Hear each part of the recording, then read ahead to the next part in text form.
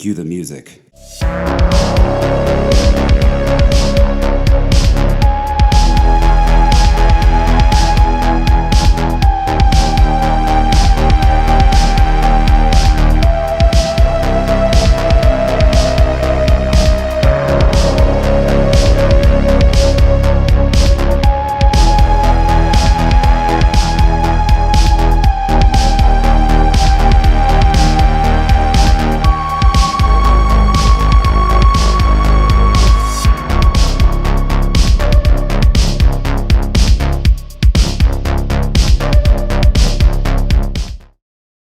Bing, bang, bang. There we go. I love it when people swear in family films. Sometimes it's clever censorship. Oh, fudge. Only I didn't say fudge. I said the word.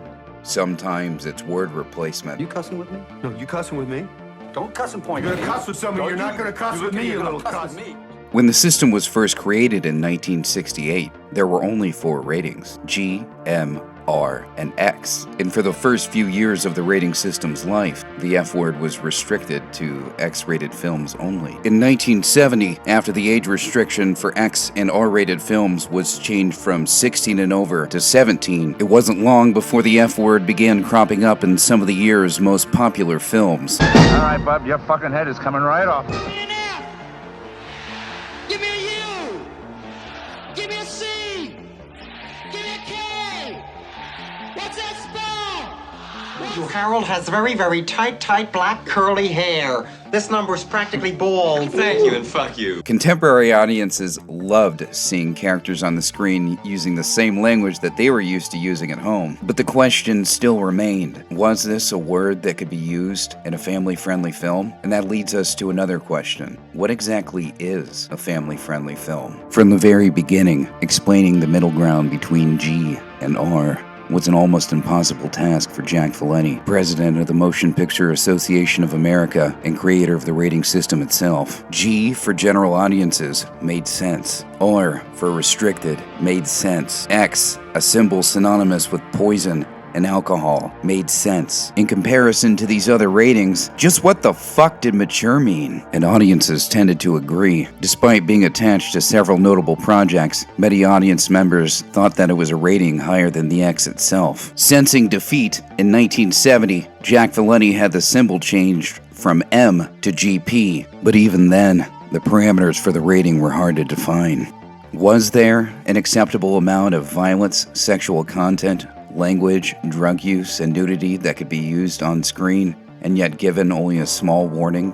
As Stephen Farber wrote in his 1972 book, The Movie Rating Game, about his time as an intern there. By excluding young people from some of the most provocative and innovative contemporary films, aren't we depriving them of a good deal of the intellectual and imaginative stimulation that movies at their best can provide? This question was forcefully posed by Pauline Kael, New Yorker film critic, whom I invited to speak at the rating board while I was there. She warned the board that the rating system might break the movie-going habit among teenagers, in the long run discouraging, even destroying an entire generation of moviegoers. The rating system had been created in part due to the provocative language in such films as Mike Nichols' 1966 adaptation of Who's Afraid of Virginia Woolf. Hi, sexy.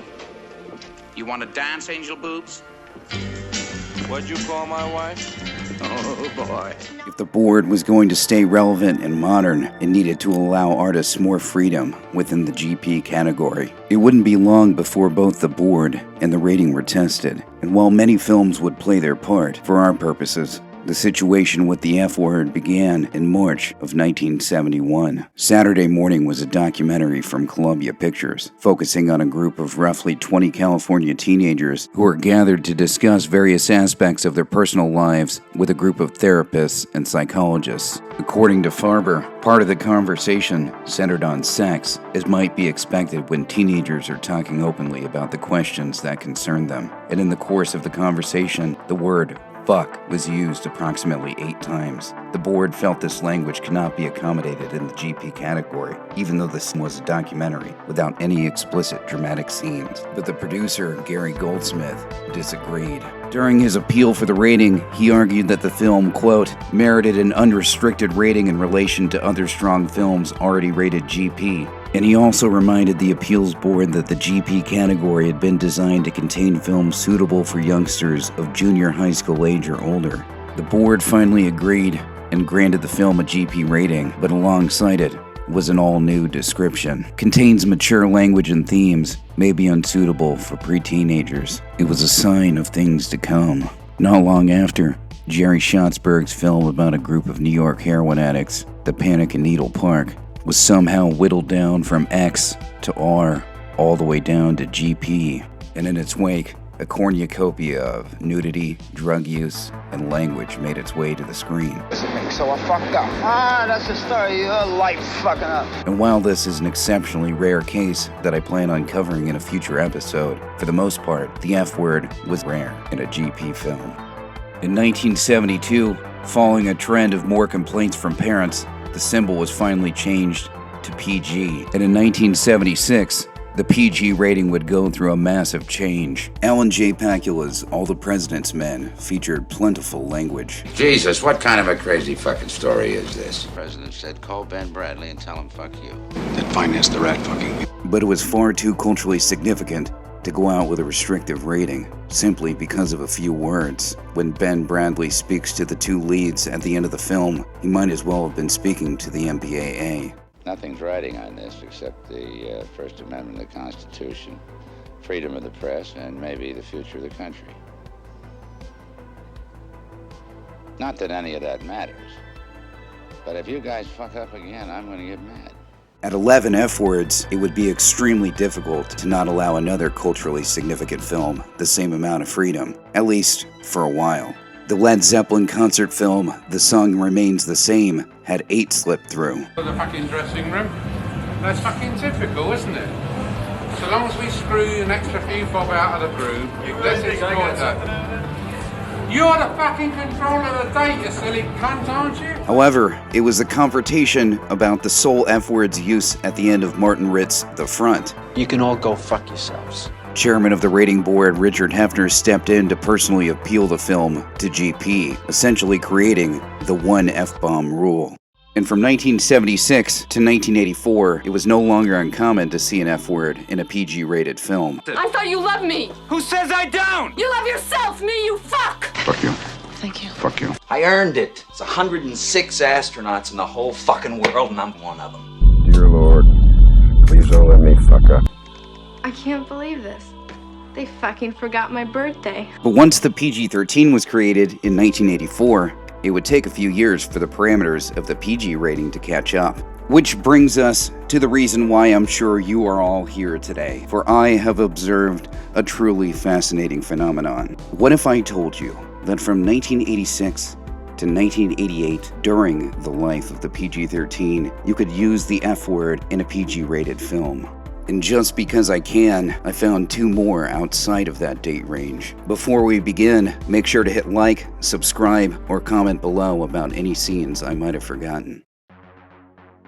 Nothing in Common is a 1986 drama directed by Gary Marshall and starring Tom Hanks. It's about an advertising executive who receives word that his parents have divorced after 30 years, leaving him to pick up the pieces. At one point, he asks his boss for a leave of absence from work in order to visit his father in the hospital. The two argue back and forth, but Hanks remains firm until he's hit and finally lets loose. Look, I've done the job, all right? Take my stuff, do whatever you want to do with it, but for the 5th time now, I'm not going anywhere with anybody, and don't you ever fucking touch me again! The Whistleblower is a 1987 drama directed by Simon Langton and starring Michael Caine about a retired British naval officer uncovering the truth behind the mysterious death of his son, a translator for British intelligence. Shortly after his son's death, he's confronted by a reporter who claims to have received a cryptic message. What do you want to talk to you about? Bob? Yeah, Bob. I don't really know. Don't fuck about with me, he's dead! Spaceballs is a 1987 parody of Star Wars directed by Mel Brooks about a princess kidnapped by an incompetent warlord only to be rescued by the least likely heroes in the galaxy. It's jam-packed with lots of sex jokes and colorful language that easily could have given it a PG-13. What about you guys? We ain't found shit. But later in the film, just as everyone is abandoning ship, the villain, Lord Helmet, exclaims, It's gonna be here. Out of order. Fuck. Even in the future, nothing works. Whitewater Summer is a 1987 adventure drama directed by Jeff Bleckner and starring Sean Astin and Kevin Bacon. Astin plays a teenage city slicker learning survival skills like camping and mountain climbing, which is where our scene comes in. During a particularly dangerous climb, he falters. He's bullied by Scoutmaster Kevin Bacon. Do it! God damn it, do it! Oh, Vic! Vic, help! For Christ's sake, Vic! I can't do it! Don't you understand? I can't do it! Then that's where you'll stay. What? Vic! That's where they abandon him. Of course, he survives, but is understandably bitter. Yeah, I did it! Fuck you, I could have died! Beetlejuice is a 1988 supernatural comedy directed by Tim Burton about a recently deceased couple's journey to understanding the afterlife. When an overbearing living couple and their isolated daughter move in, they enlist in the help of the sleazy bioexorcist of the film's title, who just so happens to be living in a scale model. Then, it's showtime. He terrorizes the living, but has a lot to deal with and is never content, as evidenced here. Nice fucking model! Caddyshack II, directed by Alan Arkush, is the completely underwhelming and several years late sequel to the 1980 Harold Ramis comedy. This time around, a sleazy industrialist is struggling to be in the same country club as the first film. He's stalled in building his latest housing development by a local committee and sends his lawyer, played by Randy Quaid, to negotiate a deal. Now I'd like to explain a little bit about the Peter Blunt system. I don't go in for lawsuits and motions or any of that legal stuff. I find out where you live, and then I come to your house, see? And I beat down your door with a fucking baseball bat! The Big Blue is a 1988 drama directed by Luc Besson that is a heavily dramatized look at the friendship of real-life championship freedivers played by Jean-Marc Barr and Jean Renoir. It follows their attempts to set no-limit diving records and finally hit 400 feet below sea level. During one scene in Sicily, our characters encounter a trapped diver from a shipwreck. Look, I fucked up. Look! A massive hit in France, the cut PG version immediately bombed in America. Eventually, a full-length R-rated director's cut was released and was far better received. Big is a 1988 fantasy comedy directed by Penny Marshall and starring Tom Hanks as adolescent boy Josh Baskin, who just wants to grow up. After making a wish at a carnival one night, it turns out to come true.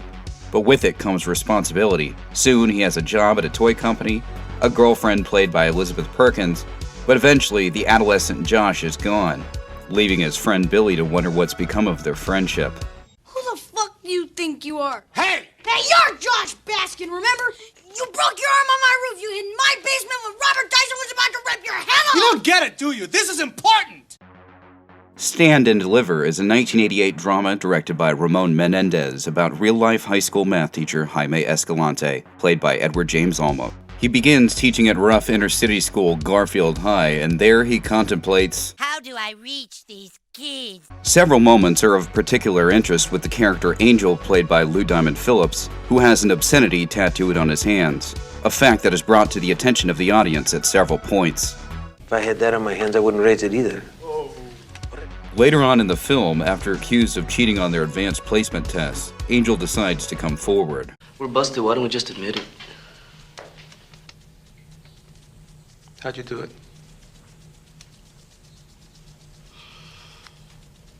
I got the test ahead of time. I passed it out to everyone else. How did you get the test? Mailman. I strangled him. His body's decomposing in my locker.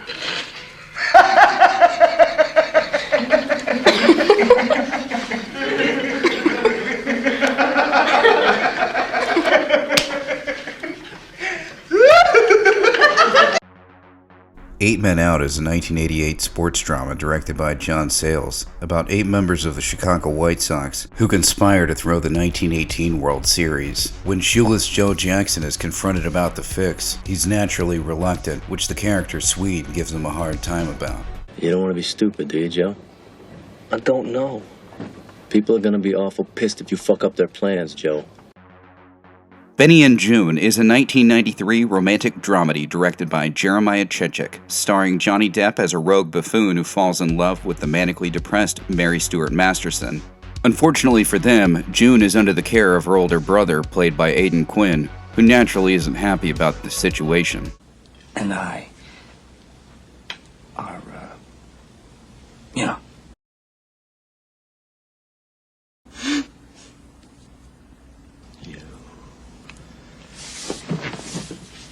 No, no. Follow me. Get the fuck out.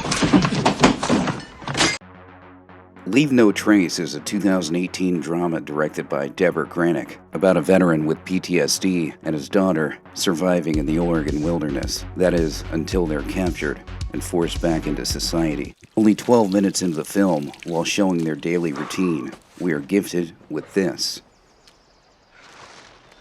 To my knowledge, it is the only use of the word motherfucker in a modern PG-rated film. So what do you think? Are there any scenes that I might have forgotten? Remember, in order for it to count, it must have come out during the life of the PG-13. If you like this video, make sure to hit like, subscribe, share it with others, comment. It really helps to build this small channel. If you're interested in this topic, make sure to check out the other episodes of Science Obscene. You can help the channel grow by subscribing to us on Patreon, where you can follow me on social media, the only Savedro anywhere.